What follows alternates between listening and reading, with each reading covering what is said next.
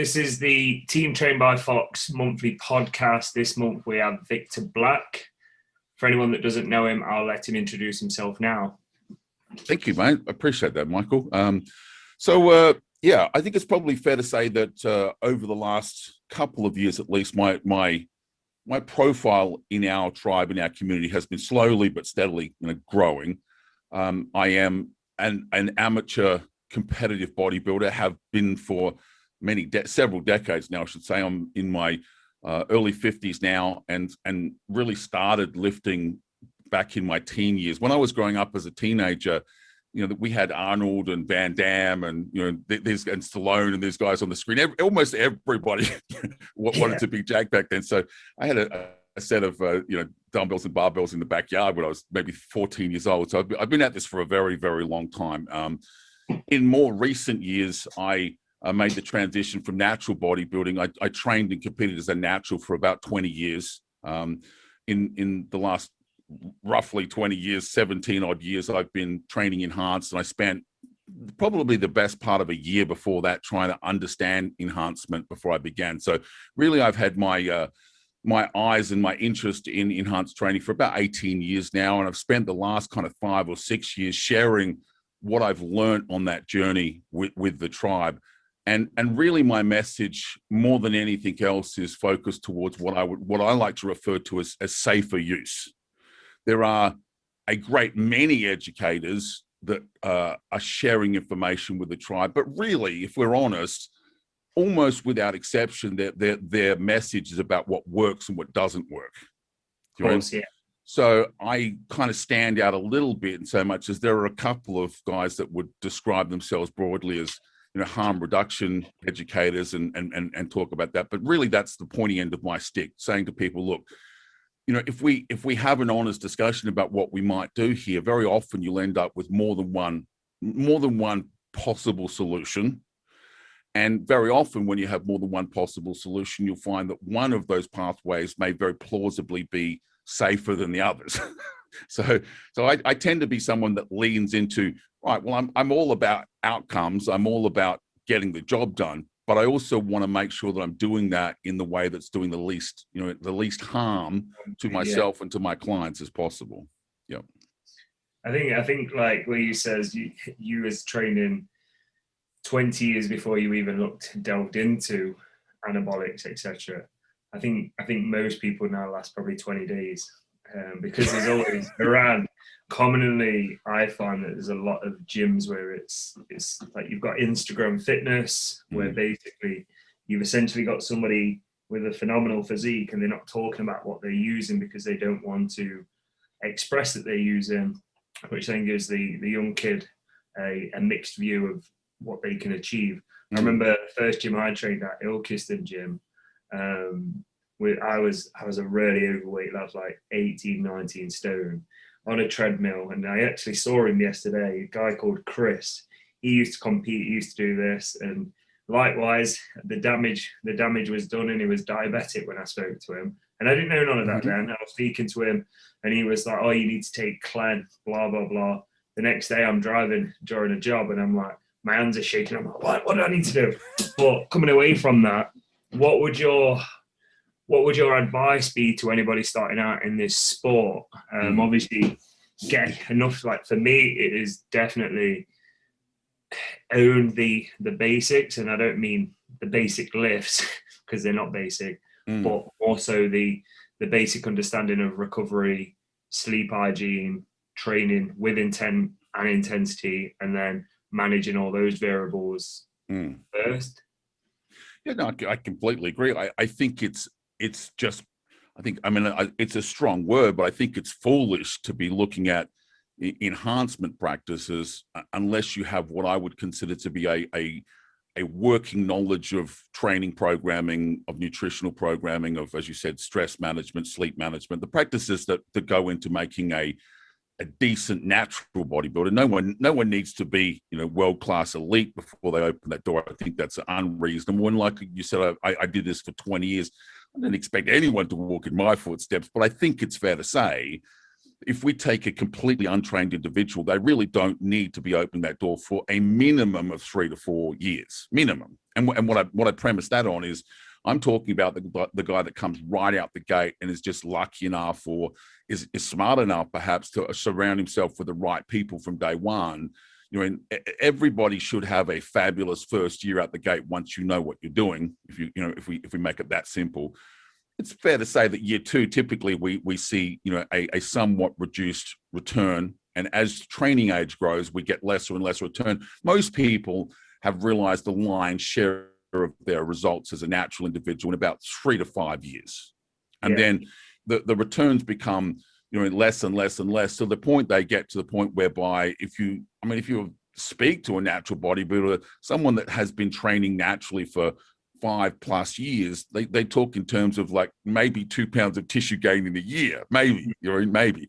And I think it's fair to say once you get to that point, everybody has at least asked themselves the question, so where to from here? Now, some people that are staunch naturals will continue on that path, and I completely respect that. And some people are saying, look, if I'm putting all this time and money and effort into this endeavor, I want to at least see progress from my returns. And this is the doorway that opens between most people. The challenge, as you correctly said, is that, but it's like, there are gains to be had by natural execution. And in my opinion, the first rule of safer use becomes, well, let's try and get as far as we can get naturally, and then learn as much as we can about enhancement practices before we open that potential door.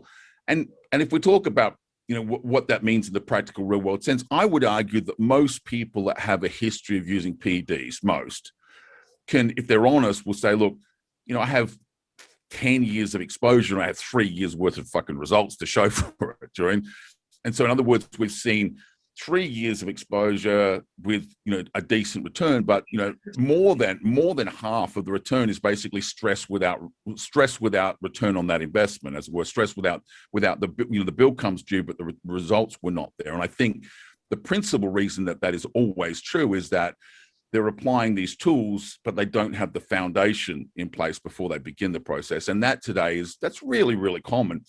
I'm staggered by the number of people that come to me for coaching advice that are saying, look, I want to start using drugs, and kudos to them, good call getting someone to guide you along the journey. But, when we start talking about it, there is no training journal, there's no nutrition journal, there's no, there's no basic practices in place. Yep, correct.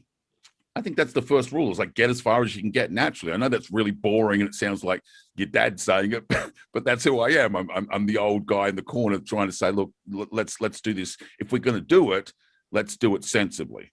Yeah. So, yeah.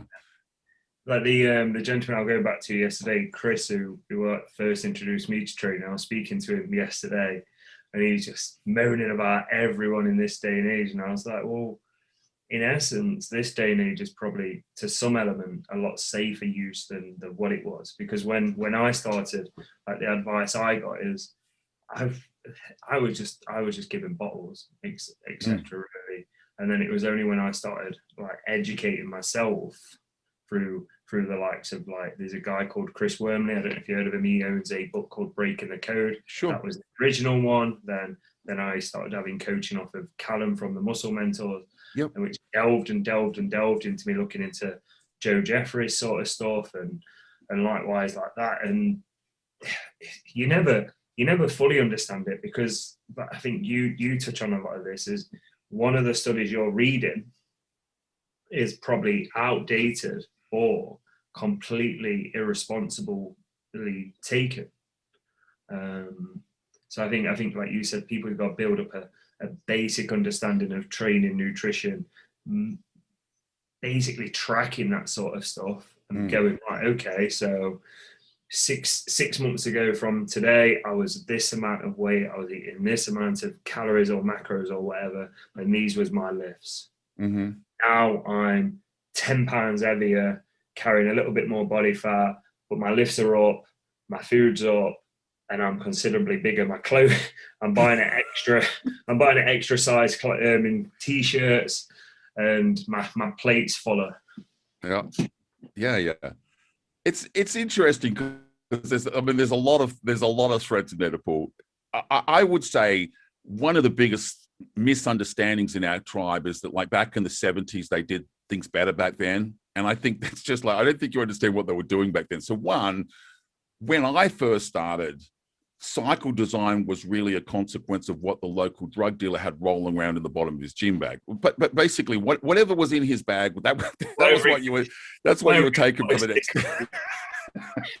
So, I mean, the good news back then, most of what guys had was probably better quality today than a lot of supplies. Yeah. That's fair, yeah. But in terms of planning, it was literally whatever that dude had. That was kind of what was probably on the agenda for the next 16 weeks.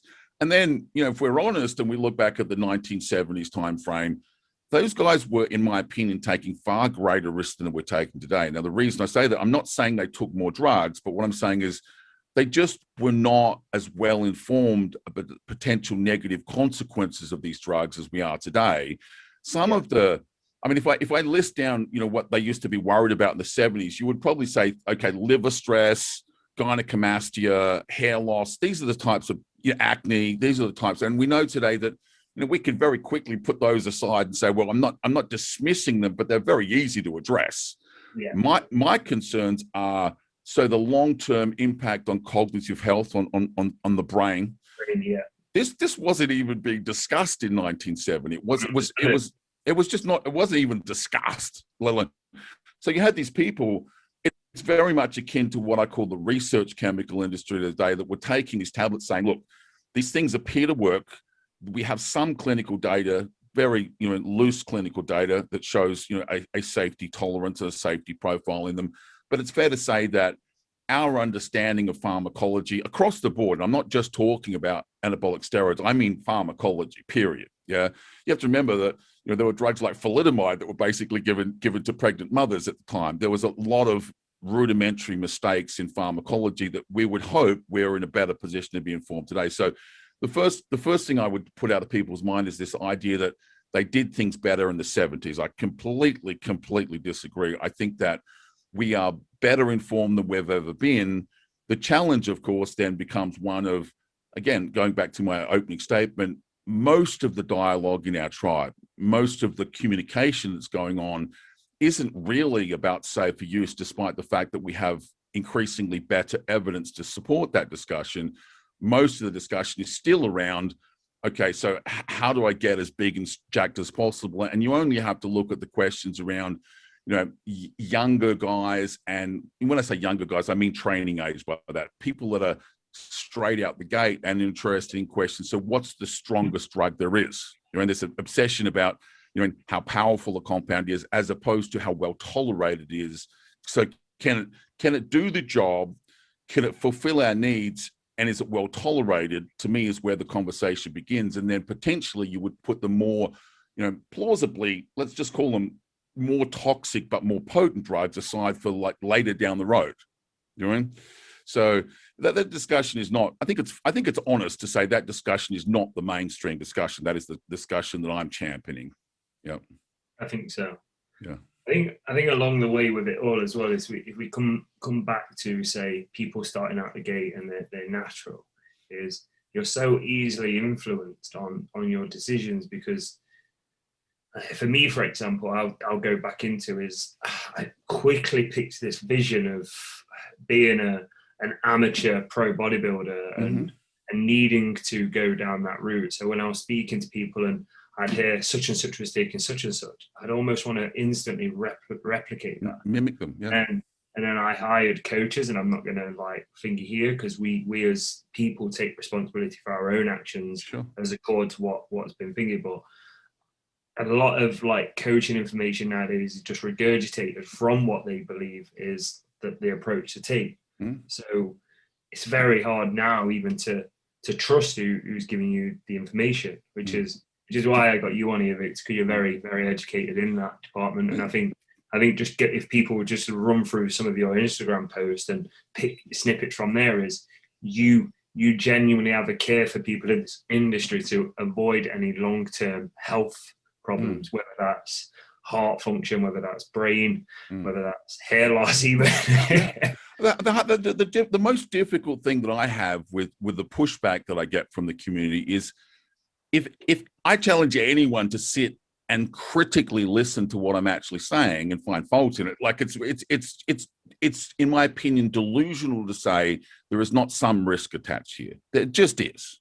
Okay. Yeah.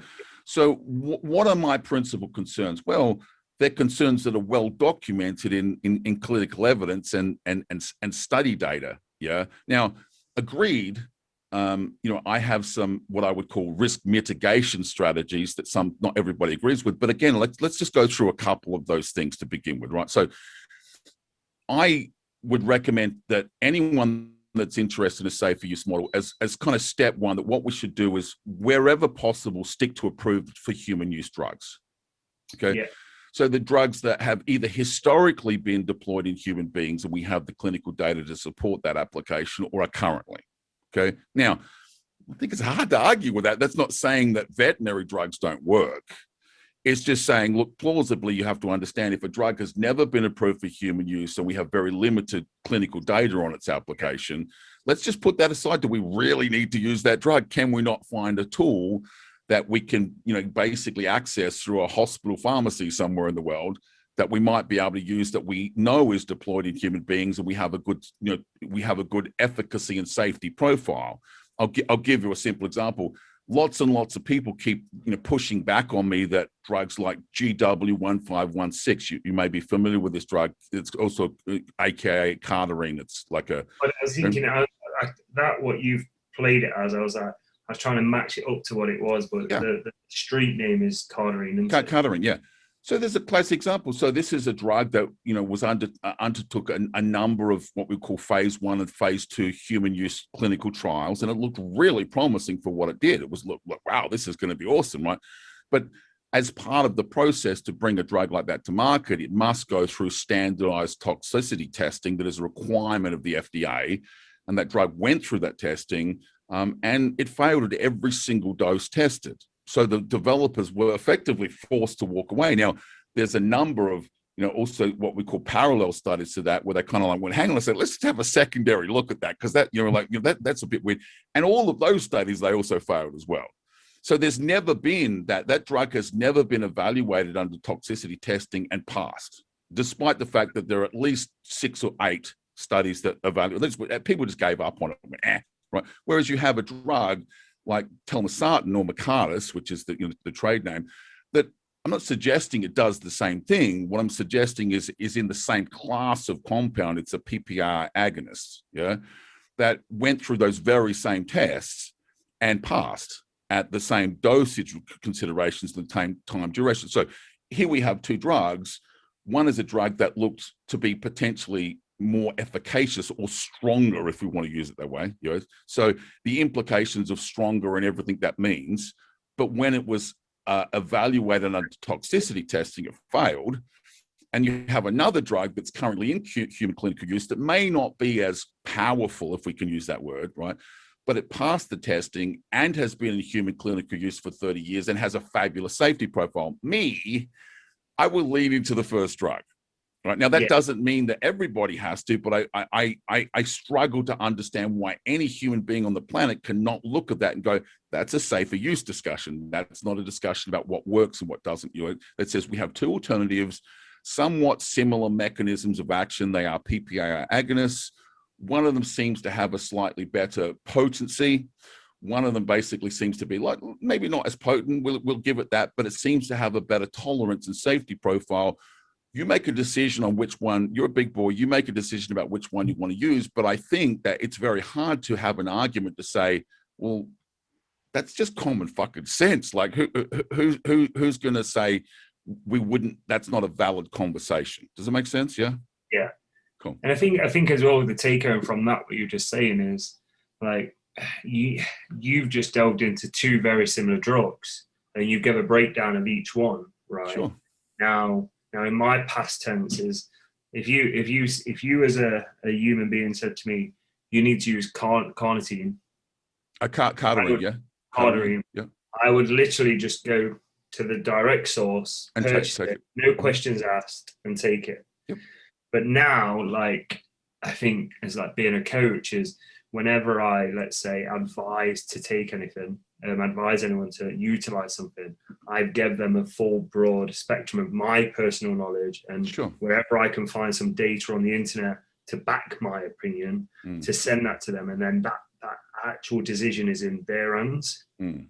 And The challenge, buddy, though, is this, and that is when I go and look at the information portals, as it were, on the internet, right? I challenge the data. I'll give you another example, one that's a little more easy to understand. The drug boldenone or equipoise has been in tribal practice for 30, 60 years, like a long, long time we've been using this drug. But the cold hard truth of the matter is that drug has been evaluated a number of times for human clinical use, but never approved. Okay. And there are available and used. Yes, but the problem is, because it is been in use, much like Cardarine, a lot of people have pushed back to it, saying, look, like, it's perfectly safe. It's perfectly safe because I use it and I'm fine. Now, again, if you spend some time looking at the materials I'm putting together, what I'm suggesting is these are both androgens that bind with the androgen receptor and ultimately cause gene transcription and protein accretion, that what we seek. Yeah. But it's very, very obvious if you look at the data that the drug boldenone causes a higher level of oxidative stress as a consequence of this than testosterone does, right? So you have two drugs that, for all intents and purposes, accrete protein tissue at similar rates. They're both androstanes. In other words, they both are able to be, substrate for the aromatase enzyme, in terms of it contributes something to the estrogen profile. I'm not saying identical, but they're very similar chemical structures, very, very similar chemical structures. And yet every single study that we have looking at boldenone says fundamentally the same thing, and that is there appears to be a higher magnitude of oxidative stress consequential to the application of that drug than we see in testosterone. So therefore, again, you have two choices. One is a drug in current clinical use where we have millions of users and I would say 50,000 studies to support its use, the good, the bad, the ugly of testosterone. And the alternative on the other side of the table is the drug that's never been approved for human use. So we have very, very, very limited human clinical data, but we have concerns over this thing. I'm kind of like going, well, why the fuck would you choose the second one? Like, it doesn't make any sense to me. It's a very clear conversation because it's not about works. Nobody would say boldenone doesn't work. It just has a very different safety profile when you stack those two things side by side and look at them with a rational and logical mind. But if you go to a steroid website, you won't see anything about the oxidative stress, component of boldenone. It's simply not discussed. It's simply not mentioned because going back to my third time back to my original point, most of the dialogue in this industry is about works as opposed to safer use modeling. Did you have so to elaborate, to kind of go off of that, is there, say for anyone listening to this that does very similar to what I've just suggested I do, is there a recommended area on the internet, or is there a source of which you would suggest getting people's information from over just Google search, say? Yeah. Look, if I'm really honest, the problem is that our industry is we have what I call Chinese whistles or copy paste. Yeah. And you know what I mean with that. So in other words, if you go and look at two different steroid websites, it's really obvious. Like I don't know who wrote the original, and that's not the point. The original was wrong, but then there's 16 other sites that fundamentally did no research of their own. They literally just went to that website, copied it, pasted it into their own site, changed a few keywords around, sort of thing, and they're literally mimics of each other. So it's kind of like a case of one person got it wrong and then 15 people got it wrong after that, sort of thing. So it's very challenging. So I can only say this, and that is say, look, there, in my opinion, there's only one source of information, and that is either you have the time to go down the rabbit hole and you read the original studies yourself. And if you have the time and you have the capacity to understand them, I encourage that. Okay.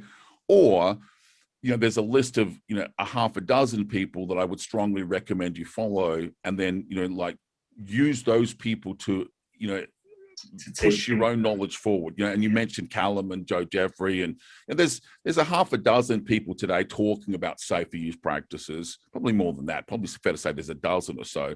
And it's really just a case of, putting them on your watch list and listening to what they have to say. And then, you're in listening to all those messages and forming your own opinion based on, listening to multiple voices is the best I could recommend. That. Be very, very careful about saying, well, I went to 4 different websites and they all said the same thing. That's because one said it and they all copied each other. 100%. Yeah. And then if we take that kind of what we've touched on there, like we've not really described whether we've talked about alpha male or female. Within female anabolic use, whether that's for prep, dieting, or whatever, a very common conception I see is women just simply pop open a tub of Anavar and pop a tablet. Now, I don't actually have any female athletes that are assisted. So I've never prescribed anything down that line or to males. But for yourself, what's your kind of safe use of PEDs in for female and male, if we start with female? Okay, so let me just, I just want to throw a graphic up here because I'm on for a little while I've been talking about safer use models. I've seen this actually. Yeah, I've been talking about safer use. Sorry, go ahead. Sorry, I cut you off. Is this a supernatural approach? Not necessarily supernatural, man. Basically what this is the concept of saying, well, look, if a female came to me and said, look, I want to use anabolic steroids and I intend to do 1 year's worth of exposure. In other words, in the year 2022, I'm going to use these drugs, right? Honestly, the way they use them today doesn't really bother me too much. So in other words, what I mean is you hear reasonable doses of these drugs by comparison to the historical clinical application of these drugs. The problem isn't necessarily the dose, it's the duration of exposure that there's the disconnect. And what I mean by that is in clinical use, women are typically given these drugs very, very acutely. They might be given them for, a 12-week dose, a cycle dose, or, a few months, at a time. And then those women are never exposed to those drugs again, ever. It's one-time acute use.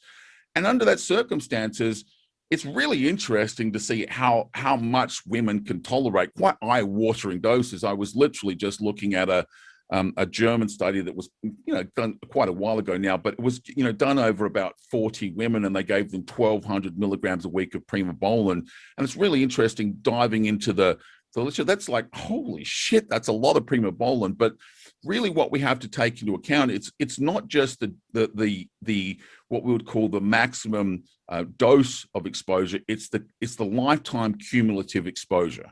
Okay. And the same thing applies to men. So what this model is basically saying, look, if you're going to be using these drugs and you're going to be using them for 2 cycles of 8 weeks duration each, what current practice is really not that much of a concern to me. But the problem is that nobody does that.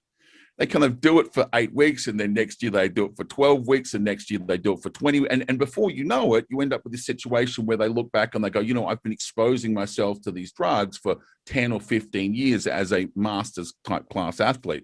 And so the point here is this is the idea of saying, look, I'm now in my early 50s, and I plausibly have had 20 years, let's just, for round numbers, 20 years of exposure here. I have no intention of stopping. I'm interested in what the next 30 years looks like for me. That's a 50-year exposure cycle. That's like, wow, that's a lot, right? And so my principal concern is about 2 things. One, we can talk about, okay, what are we going to do in the next 16 to 20 weeks, right? Yeah. But then you have to go, well, what are we going to do in the next 16 to 20 years?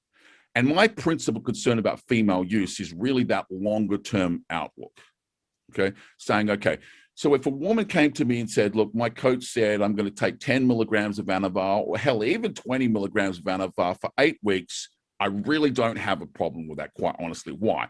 Because millions of women have been exposed to those types of doses of androgens in clinical literature over years. We have thousands of studies to support this, but the difference is it's an acute exposure, okay? You can't keep doing it and doing it and doing it. And this is the difference between our tribe, is that we become almost habitual in use. Okay, so there's nothing scientific about this fact, but I think it's a fair observation. Is if you go to a decent regional or national level show and you look at the pretty young things lined up for the female competitors, you tend to go, what the hell is Victor talking about? Like, the girls look fabulous, right?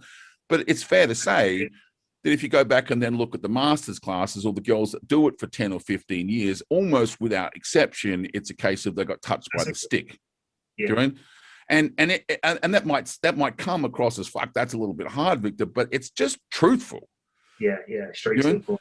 Sometimes we have to kind of be brutally honest and look ourselves in the mirror. What you can get away with as a woman for a season or two is very, very different than what you're going to get away with for 10 or 15 seasons, right? And this is true for men as well. Okay. And this is why I say to guys, I'm not trying to tell guys, I'm not trying to berate guys about their use. I'm simply saying, look, if you're serious here, there should be a series of phases where you go as far as you can as a natural. And then there's a period of what I call first exposure, where we're trying to get as far as we can with the minimum amount of drugs possible. At some point in time, you're going to get into what I call the push phase, like, relatively high growth models, maximum growth models. But the goal here would be to contain the time duration to the shortest possible time block.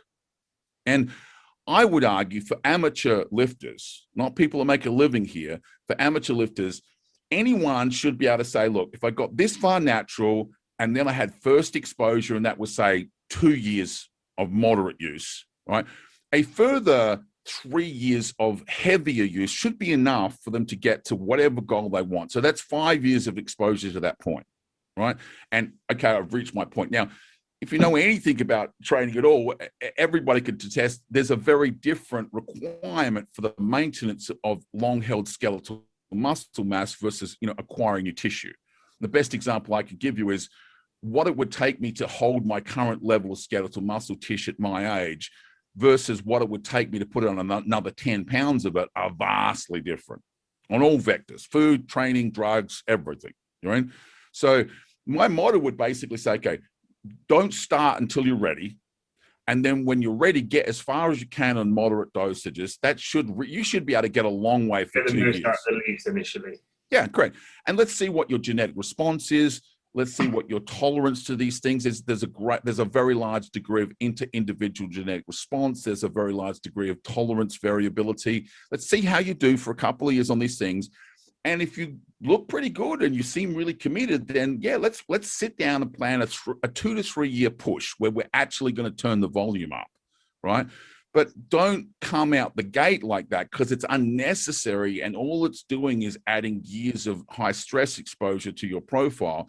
So you should be able to come out and say, right, natural got me to here, first exposure got me to here, and by the time I turned the volume up, I knew everything that I needed to know. There were no questions left. It was about execution, not feeling my way forward. Yeah. And then, in my opinion, 2 to 3 years of execution under a maximum growth model should allow most people to realize their goals.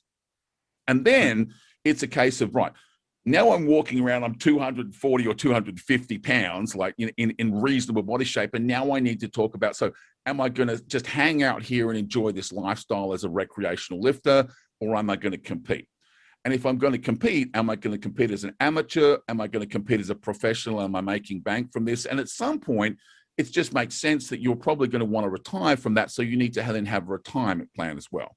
So the idea here is this then becomes a lifetime exposure model, not just thinking in terms of the next 16 weeks. And if we're honest, nobody thinks in these terms. Nobody talks in these terms. There's no education in these terms.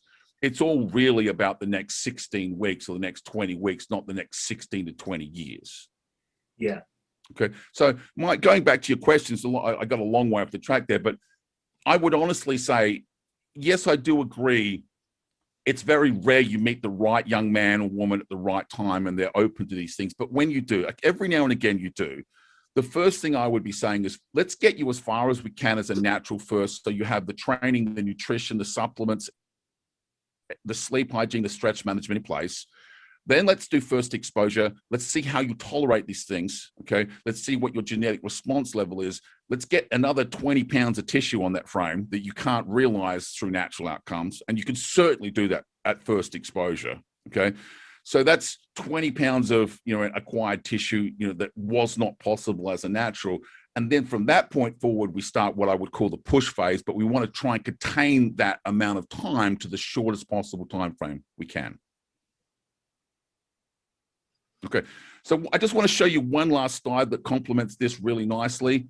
And it's basically this premise that, and people don't want to hear this, but it is just the cold truth of things. And that is, when you're first starting out as let's just say a beginner novice, okay?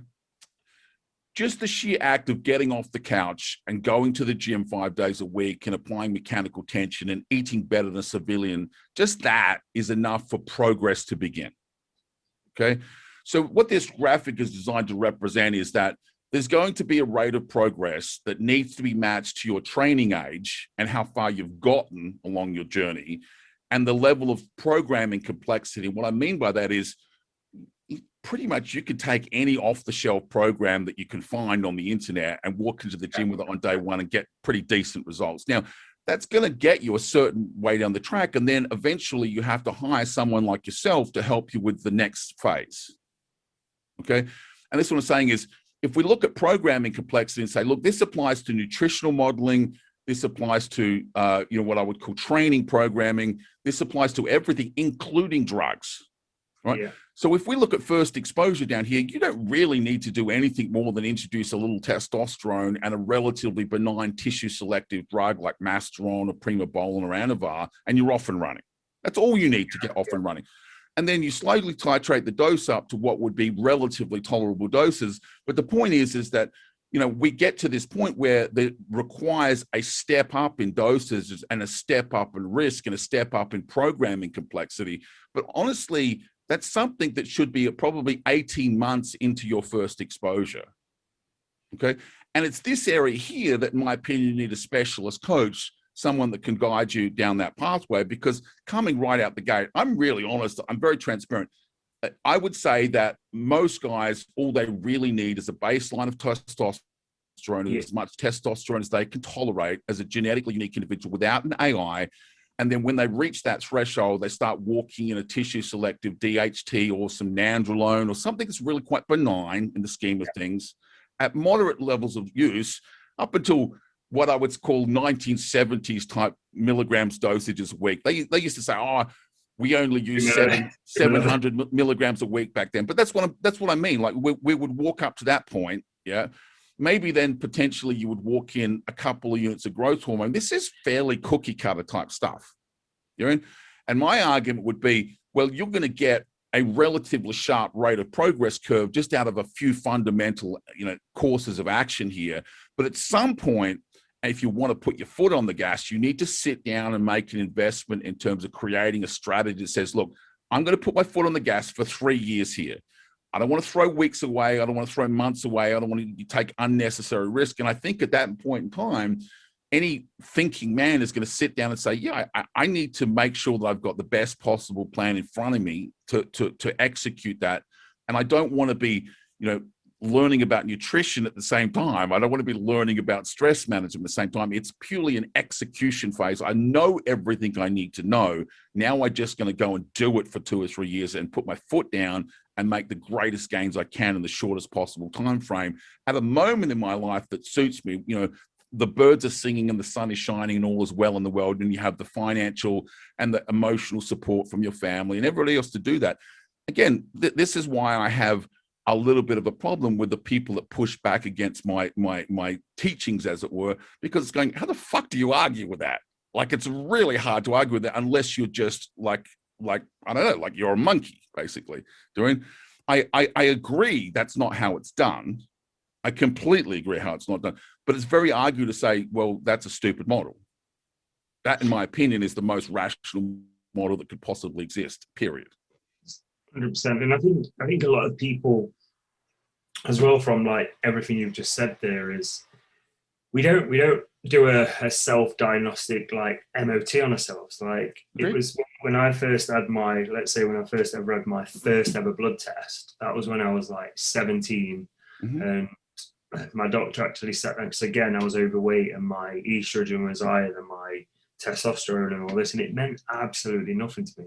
Mhm. And then the more I did that when I was, let's say, assisted, and I was looking, I was like, I didn't understand half of it. I Sure. literally looked at a blood test and I was like, oh, this states that this is in normal range and this states this.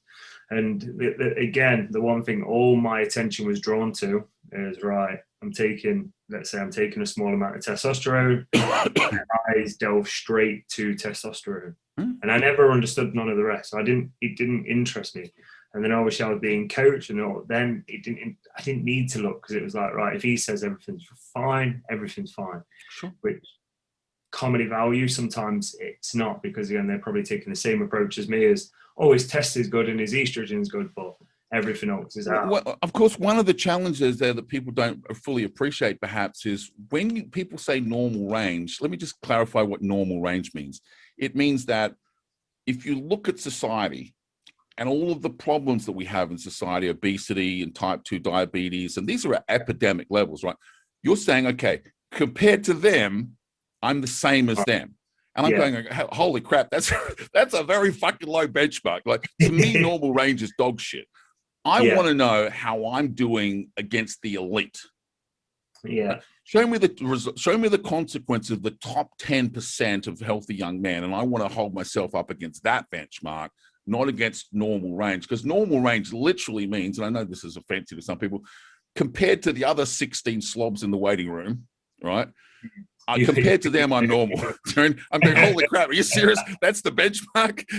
It's not, you're not comparing yourself against elite athletes. You're not comparing yourself against the top percentile of men.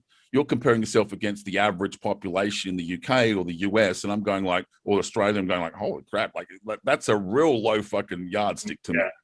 Do you know? A lot of people forget that, yeah. So cool. All right, so is there anything specifically you wanted to drill in? I know I've kind of taken the head there and kind of like went off on a bit of a rant, as it were, about. But realistically, the questions I had listed was, what advice would you give to someone starting out? We covered that amongst that. What common mistakes have you made and heard many others? That was covered within that, really. What is your advice on the safe use of PEDs? That's what the last 15 and 20 minutes has discussed. And then the other one was, what would your advice be to any female starting out in this sport or athlete wanting to level up? Yeah, can I just cover that, because I don't think we covered that. So what I would say is, for women in this, and I've said this many times, but sometimes I think you just need to repeat a message over and over and over again, because every time I do a podcast, every time I speak, there's new people listening. Do you know what I mean? So I appreciate there's some people that follow my message and they go, God, he's talking about that again. And I just ask you to just be a little empathetic, that there's probably 20 people that have never heard me speak before going to listen to this. And if I can reach those people, it's really important. Yeah. Yes, yeah. Okay. And I see my free materials like podcasts and things like that as really trying to reach new people. And then I have paid content that's for the people that know my message and want me to go, don't talk about that again. We've already heard that before. Let's talk about something new. So just for the female listeners, what I would say is this, and that is, please understand that in 2021, there's a list of 100 odd drugs that we could plausibly describe as having a performance enhancing effect. Okay, whatever that means. Some of those are going to be fat loss tools. Some of them are going to be tools of hypertrophic response. And there's all sorts of things, metabolic modulators, etc. It's important to say, okay, so I'm going to write down a list of all the drugs that I might plausibly use in my chosen endeavor, specific to my training outcomes and my goals. And then some of the drugs on that list are going to have what we call male secondary sexual characteristic side effects attached to them. And they are fundamentally androgens, so testosterone, and the anabolic steroid family. Okay. Those drugs, in my opinion, it's not that they don't have a place in female use, but what we need to do is put them aside and say, look, let's exhaust the list of drugs that don't come with male secondary sexual characteristics first. And when we have effectively exhausted those drugs, then by all means, we'll dip our hand into that basket of drugs. But there's lots of drugs that I'll give you a simple example. The drug recombinant human growth hormone, right, has many, many clinical therapeutic benefits for female athletes, including, improvement of body composition, so the acquisition of lean skeletal muscle tissue and washing off body fat, But I'm just very honest with you. You could very plausibly give a healthy young woman with no underlying, pre-existing medical condition, a single unit of recombinant human growth hormone every day for the rest of her life without really any concerns, right? The problem with the drug is, well, it's quite expensive, and there's no problems with it, but you cannot virilize a woman with that drug. Okay, so here's a drug that you go, well, if there was ever a benign drug to start women on, right, it would be recombinant human growth hormone, simply because it does not come with a risk of male secondary sexual characteristics, and she could plausibly take that every single day for the rest of her life without too many issues. Now, yeah. So the point I'm making is, why wouldn't we start with that? And the problem becomes this. Well, firstly, it requires daily injection. That's a barrier to entry for many women. Okay, they much prefer a tablet they can just stick in their mouth. Right? And then there's the cost. So by comparison to something like Anavar, you would say, okay, now Anavar is relatively inexpensive and it's really easy to administer. So the barrier to entry is very, very low. Now, of course, there's a quality assurance discussion with Anavar, just as there is with other drugs. But I would be saying, look, if you looked at those two drugs and let's say they cost the same amount of money and they were equally available, it would be a no-brainer to start with the growth hormone, right? The reason that women start with the Anavar is because, well, it's cheaper and I don't have to inject it. She said, well, this is the difference between works and what would be a safer choice. So the point is, if we started on growth hormone and slowly introduced various compounds that are relatively benign and well tolerated in women that you could use without concern of this, eventually we get down the list to the point where we go, what about those anabolic steroids? So in other words, they're on the list, but they're not the first cab off the rank. And unfortunately, in our tribe, they're the first cab off the rank. We start with Anavar, we start with Winstrol, we start with the orals, and typically then people talk about the injectables like Primobolan and Nandrolone and these sorts of things. But I would be saying they belong down the other end of the list. They're the last drugs that we introduce to females, not the first drug. Now, I'm not saying that Anavar and growth hormone are doing the same thing. They work under completely different mechanisms of action, and you would expect different outcomes. What I'm saying is one drug is extremely well tolerated, and you can take the risk of virilization and literally, I'm not joking, throw it out the window, right? The other drug is like, I need to think about how I'm going to use that drug, because if I take Anavar every day for the rest of my life, I'm going to end up with some very, very serious problems, as opposed to, okay, you're going to have to explain to me what the problem is with the alternative drug there. So the point being is, we would start at the opposite end that the tribe starts at, and start with non-virilizing drugs that do not introduce male secondary sexual characteristics first. Yeah. So that would be my strongest thing. So if you're a woman and you're looking for a coach, quite honestly, I think it's fair that coaches, I offer a free 30-minute discovery call. Many coaches do, so you can get to know someone before they start paying for services. Yeah. Most people do that. I think they should. Just ask them, like, so if we were going to start, what kind of drugs? I don't need you to give me dosages. I don't need you to give me like cycle plans. That's what I'm paying for. But just give me 3 or 4 drugs that you might put on the table for me. And if they start with androgens, that's a pretty good indicator of their knowledge base. Yeah, and with combining what you've just said there, going back to a new start a bikini competitor, and then watching the masters class, it's all about exposure again, isn't it? It's like if these ladies for the first 2 years expose themselves to those androgens, but then it's not going to probably affect them in those first 12 to 18 months, but in 10 years time, then that level of exposure again is going to really be. So the duration and the dose have consequence. Yeah. So a simple study, they did a study on the drug Winstrol, stanozolol. Yeah. And what they found was if they gave women 6 milligrams a day, okay, for a relatively short period of time, all right, they saw lesser virilization in terms of the percentage of women affected than if they gave them 1 milligram a day for very long periods of time. So it's a combination of, so how much are you taking over what time frame? Okay, so in my opinion, you can give a woman 10 milligrams of Winstrol, no problems, but you mean for the next 6 weeks, right? You mean not the next 60 weeks. Yeah. And you can give a woman relatively small amounts of drugs, but if you give it to them long enough, you still have a problem. You know, one of the infamous studies that I think is really interesting is there's a drug that looks at giving women 50 milligrams a month, 12.5 milligrams a week of nandrolone. And you think, holy crap, that's a very small amount of nandrolone. If you gave a woman 50 milligrams of nandrolone a month for 1 month, not a goddamn thing is going to happen to her of concern to me, in my opinion, right? That's a very, very practical dose for 30 days.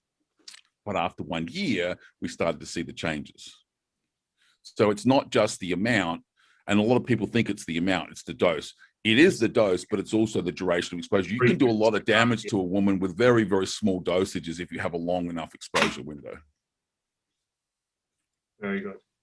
And then if we go into kind of, let's say, fat loss drugs, let's talk Yohimbine, clenbuterol. What would because again, these are drugs commonly used during prep phase. I've spoken to female clients that come on board with me, and we've had one of those discovery calls, and we've discussed, and they've gone into their previous coaching from another coach, and sometimes it's ridiculous what you hear, where all I wanted to do is drop 2 dress sizes, and I was using clenbuterol. And stuff like that. What would your advice be around those? It's a really, really hard question. And the reason I say that is because very, very, I mean, I often get women that come to me that are just existing on misery calories when they start, right? So they come in and they're consuming 1,300, 1,400 calories a day at maintenance value. Now, if you're going to then want to go into a fat loss phase, where do you go with that? It's very, very difficult with someone that has. So let me just explain something that a lot of people don't understand. Most people are familiar with the idea that the human metabolism is capable of being downward adapted. So if you restrict calories over long enough time periods of time, eventually you see what we call metabolic adaptation kick in. Okay. Now, the magnitude of that change is open for discussion, but I think most people would go, look, we've all seen that. I lowered my calories to 500 calories under maintenance, and for a period of time, everything worked great.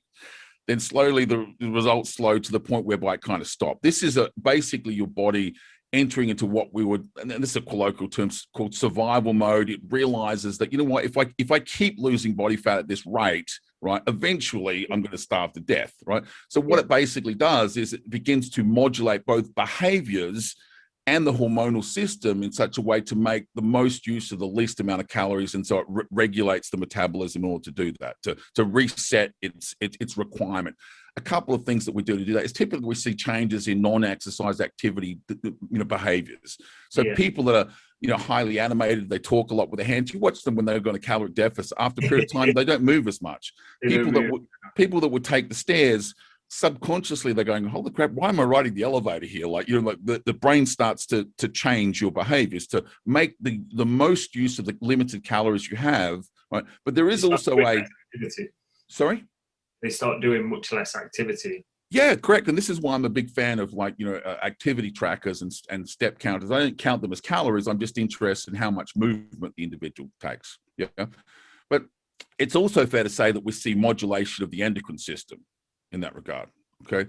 So you only have to look at the blood profiles of, let me show you this, because I just happen to have this graphic up because it's a presentation that I was making some content here. So this is a graphical representation of the hormonal profile of a natural young healthy male bodybuilder going into a natural bodybuilding show. So in other words, this is 6 months out and 6 months past, with a zero time point here being show day.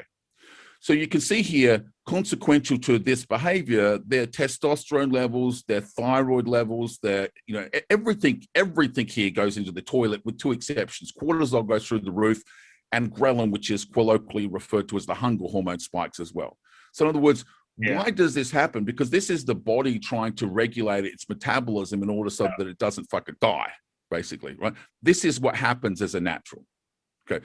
Now, what a lot of people don't understand is that the metabolism is able to be adapted downward negatively, like we see here, okay, but also in a positive way. So if you very gradually increase certain behaviors, you can reset your metabolic set point so that you, and I don't know, we've seen the graphics that I sometimes post on Instagram where I have women eating 2,500 calories a day, right? Yeah. That didn't happen overnight. Very, very gradually we build their metabolism so that then when they're eating 2,500 calories in the off season, then effectively they can go into a show eating 1,800 calories or something like that. Whereas most women are starting the process. So a long-winded way of saying, let me bring the point back to what the question you asked, which was, I'm very empathetic to the fact that if a woman walks into your practice and she's eating 1,400 calories a day, there's only so much food you can take off her.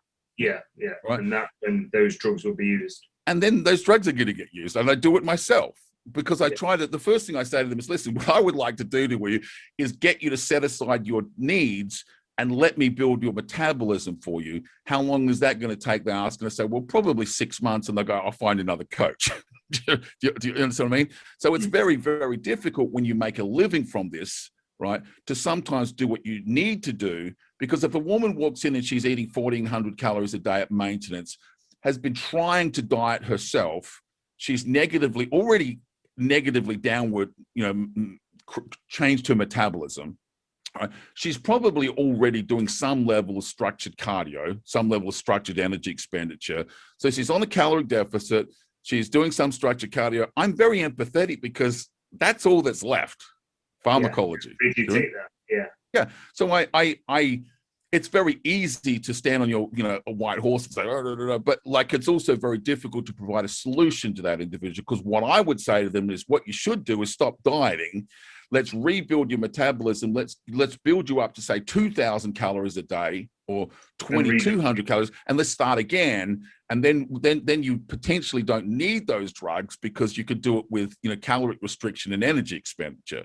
But this is, I'm sure you understand, this is a very, very just a real world conversation about what actually happens in coaches when someone comes to you and you don't have the caloric restriction tool and you don't have the energy expenditure tool. The only thing left is yohimbine and clenbuterol, and so very, very tricky conversation to have transparently.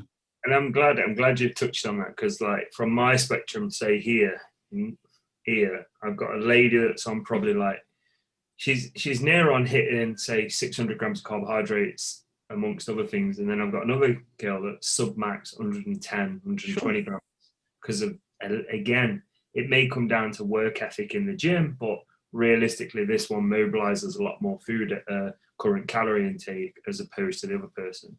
I think it's fair to say there's a genetic component, there's a behavioral component, and there's also an environmental component. In other words, she's kind of created that, she's painted herself into the corner through behavior, as it were.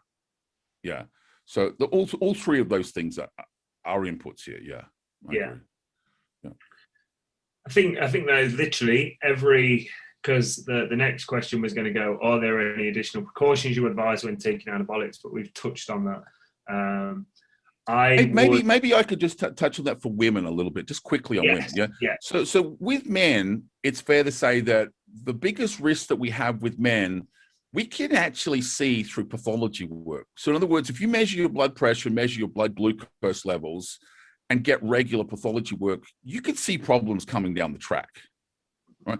And it's one of the debates I've had with people say, aren't you worried about, the additional risk you're placing on your life at your age by doing these behaviors? And I go, well, hang on a sec, understand this. I probably eat better than 95% of guys my age. My nutritional model is probably better. And my understanding of training practice is, in my opinion, far better than the average guy is going to be, right? And yes, it's fair to say that I am probably accelerating risk on one end of the thing. But then when you look at the mitigation strategies I have in place, how many guys my age get blood work every 12 weeks, whether they need it or not? How many people understand like the consequences of suppression of the angiotensin II molecule, et cetera, et cetera, et cetera. So we have this balancing act between, well, this is plausibly stressful, but I'm also looking after myself a lot better than Citizen Joe does. Now, the challenge is for women is this: you can follow that model and have flawless blood work, flawless blood pressure, nothing to speak of, and yet you can still experience the negative side effects of virilization. Yeah. Okay. And what I mean by that is, if we look at, again, sometimes some of the subjects I talk about make people uncomfortable, but I'm more interested in talking about reality than making people comfortable at times. If we look at a particular cohort, which is women that were born as women, female, but want to be identified as male, so the transgender community, we know that we can effectively virilize those women. In other words, give them male secondary sexual characteristics with no deleterious effect on their cardiovascular health, with no renal stress. So we have very good evidence to say you take a woman and you give her so much testosterone or so much, let's just say androgens, that she starts to take on the characteristics of a man. Facial hair, sounds like a guy, walks and talks like a guy, all these sorts of things. But when you look at her pathology work, it's squeaky clean, right? So this is the one exception to the rule. Men are looking for problems coming down the track based on getting echocardiograms and getting this. That unfortunately doesn't work for women, because you can have a perfect bill of health, right? And still these problems come along. And that's one of the things that separates women. So a lot of people say, oh, you need to get blood work, and I'm going, yeah, and that's true for men. But with women, you have to understand is that class of problems which affect women cannot be predicted through pathology work or through imaging work. It comes far earlier in the process than does health problems. And again, repeating myself, but this is very clearly demonstrated in the evidence for the transgender community. Perfect bill of health, everything looks great, walks and talks and sounds like a man. Where would women go to, like, I don't know if this sounds like a stupid question, but where would women go to monitor those? So like you saying, like a male could get bloods done to examine that pathology, but what would your thing be with females? So I would say this, you have to understand the two things that come first for women are unwanted hair growth, and changes to the vocal structure. These are the first two that present, okay? So changes to sexual anatomy, the irony is that if you work with enough women, they'll relate to you. Well, initially it's quite welcome, because it's, a little bit of growth in the sexual anatomy is quite pleasant, right? But there's a point where you go, okay, there's a tipping point, go, well, that's too much. Okay, so if someone said, look, I saw 10% increase in the size of my clitoris, right? Most women are not concerned about that at all. They actually go, well, I've also realized that increase in sensitivity. Okay, so the point being is that the big one is changes to the vocal anatomy. And the reason behind that is it never goes back. Right? Despite what people will say is, we have, again, if we look at the transgender community, there are people that were born as men that wish to be identified as women, and no amount of anti-androgens, no amount of estrogens is able to make them sound like a woman. It doesn't. Once the voice box has been virilized, it's been virilized. Now, explain how that happens. When you have a young man and a young woman prepubescent, the structure or the anatomy of the voice box is identical. It's not different in any way, right? The application of androgens to the process of puberty changes the structure of the voice box. And once it's undergone that change, and once it's producing vocal sounds at a different frequency, it cannot be reversed, right? So in terms of what women should do, what I would suggest is this, and that is, you can catch it halfway through and stop. Or almost halfway through, you can start to see the signs of it and kind of stop the process and put the brakes on. But what I'm saying is, once you've gone down that track, you can't come back, right? So I would say to women, one of the things you should do is start using a vocal frequency analyzer. This is an application you can get on your phone, and you basically speak to your phone and record a standardized statement and keep a copy of that file, and do this every month and compare it and compare the files. And what you're looking for is a change in the frequency of your voice. A change of frequency, which is of such a small magnitude that you won't hear it yourself, but the software will pick it up. That's amazing. Okay? So that's the first thing. The second thing is, you need to take high resolution digital photography of your face and of your sexual anatomy, so that you can compare the photographs side by side and start looking for changes of, like, facial hair and things like that, because it's one of these things that kind of just sneaks up on you. I don't know whether you ever had, I don't know if you have children, but kids, as they go through puberty, it's not like one day they're a man, but it appears that way. In reality, my nephew, I probably saw him about 6 months ago, and he probably stood about here. Correct. Yep. I saw him the other day. He stands like somewhere up here. But I'm sure you understand that outcome is the consequence of his biology over the last 2 years. Yeah. It's not like it happened straight away. It's been coming and coming and coming, and then bang, like, wow, where the hell did that come from? But people think it happened on that day. Of course it didn't happen on that day. It started when he was 11. Yeah. So the point being is that it's very much like women, they start looking and they go, or even like when you talked about my interest in hair loss, a lot of people don't understand that you actually lose You see it. a lot. I wasn't talking about yours. A lot of people don't understand that a man loses like a pretty hefty percentage of hair before he even notices. Yeah. It's not like the first hair that comes out, you go, oh my God, I'm thinning. Like a lot of guys don't even know they're thinning hair until they lost about 20, 25, 30% of hair loss. And they start going, holy crap, I'm getting a bit thin on the top. Do you know? So the point I'm making would be, with women, when you're looking at things like unwanted facial hair growth, it's like it's one hair and then it's two hairs and it's three hairs and then suddenly it's like, holy crap, now I have to shave. I have female clients that need to shave because of their previous historical practices, not what I was involved in, but they now have to basically wax or shave their face. In certain parts. Is there any reverse to reverse that? Obviously, we know the voice box you can't, but is that going to be like a hair growth problem for some time? It's so when you remove it's kind of like every plausible problem that we have that's consequential to the application of these drugs, right? When you remove the stimulus, things get better. Yeah. Okay. But they never go away. No. Do you know what I mean? So if you're engaging in a practice that has a deleterious effect on any aspect of your physiology, right? Removing whatever stimulus was behind that outcome is going to help. Okay. But there is definitely not a complete reversal of anything ever under any circumstances. Even if you look at something said, look, and this is not what you're asking, it's just an analogy. I was a heavy, not me, I'm saying, let's say someone says I was a heavy drinker for 5 years, right?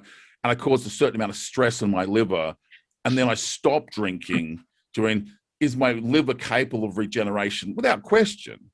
But you do realize that that's never going back to fucking 100%. Like you cause some, you're gonna get some regeneration of the liver without question, but it's never going back to where it was. That's fundamentally true for everything: kidney damage, liver damage, arterial damage, cardiac remodeling, hair loss. Turning everything back to 100% is really not the goal of any therapeutic or clinical practice. It's like, stopping the problem from progressing and then doing your best to wind it back to the greatest degree you can. Which is going back to our conversation the other day, is where anything that we sort of implement, most people's approaches to that is thinking about the positives in the next, or the progressions that's going to make in the next 3 to 6 months, and not the next 6 to 12 years. Sure. I think that's a take-home message there. Correct. So, as I said, it's a message that, in my experience, resonates with people or it does not. And I've kind of gotten to the point where I've stopped trying to convince people, because there's like, if I spoke to a room of 100 people chosen at random, there's going to be 3 guys that go, holy crap, where has this guy been? Like, that's the guy. Holy crap, I've been looking for this guy. You're in? And they immediately become someone that listens to my content and subscribes to my site. Yeah. And then there's going to be other people going, what the fuck is he talking about? I have no interest in this guy blabbering on, sort of thing. So I've just dropped trying to convince people of anything. And I'm just communicating to those people that, just trying to communicate to the people that are already looking for answers. Yeah. Because it's fair to say, despite the fact that this is tribal practice, there's enough people out there saying, look, this can't be fucking good for you. Like, surely just blasting away with these things has to be taking, a toll on our long-term, cognitive function, on our long-term cardiovascular health, on our long-term renal function. Surely that's true. And when we talk about it, some people are interested in these answers and some people are not. That's the truth. That's 100%. Yeah. I think that draws us to the end. Awesome. To thank you very, very much. this is possibly the very first podcast thing I've done. So I don't know what normal podcasters It's a good say. start, mate. Hit the subscribe button. Share. I think it's down here, isn't it? On the bottom right hand side. Yeah. So yeah, cool. But hopefully this is anyone that has listened or watched this, hopefully it helps you potentially not necessarily answer any questions, but give you the interest to learn a little bit more. Like Victor has, as you can see in his picture, as the Prep Coach Academy, as Victor Black, he's just brought, that's released now, isn't it? The Prep Coach Yeah, Academy. we literally just opened this week. Can I just address that question? Because I think that's a fabulous point. Not enough people raise that. Let me just answer that question. I think it's important for people that are interested in learning about this, that you don't delude yourself and think, look, I'm going to listen to a 1 hour and 30-minute podcast on anything and walk away with all the answers. My expectation, honestly, is this. Probably people that watch this are going to walk away from this with more questions than they began. Yeah. And if that's the outcome, that's great for me, because I just want to put some flags in the sand and say, have you considered this? Have you considered this? Have you considered this? The idea that you can listen to anyone on any subject for that kind of time frame and say, right, like he raised something I didn't know about and he answered everything, to the final degrees. It's just not practical. I've been studying this for, let's say, 18 years now. Yeah. And I'm honest to say I have just as many questions, if not more, than I do when I started. Now, they're very different questions. And I find the people that are capable of answering the questions I have, fewer and fewer in the world that can do that. We're really getting into specialist people in organic chemistry and in research and things like that. They're not what drugs should I take and how much anymore. They're different questions. But just please understand, this is a journey that, it's going to take anyone that's interested in this many months at minimum to be able to say, look, I've gone from not knowing what I'm talking about to having a high degree of confidence that I can execute this plan at minimal risk. It's a journey. It's a process. So yeah, thank you I appreciate you raising that, man. I reckon so. I think, anyway, I won't bash on. I think, but I'd love to get you on just to talk more about, like, probably an episode on just females again and just delve into that, and then potentially maximizing people's natural experiences within this sport. So coming away from that, which might actually be a shorter one because we've covered a lot of it now, but we could go into approaches to training, approaches to recovery and nutrition, and like some of your practices and what you do with your clients, say what you recommend, and then obviously on the back end of the female one, probably talk through a natural prep or assisted or so on. Well, I'll let you, we'll talk about that and then get some. By all means, just yell out, and I'm more than happy to come on and participate. I appreciate the opportunity. Awesome. Thank you for all your time, Victor. Appreciate that.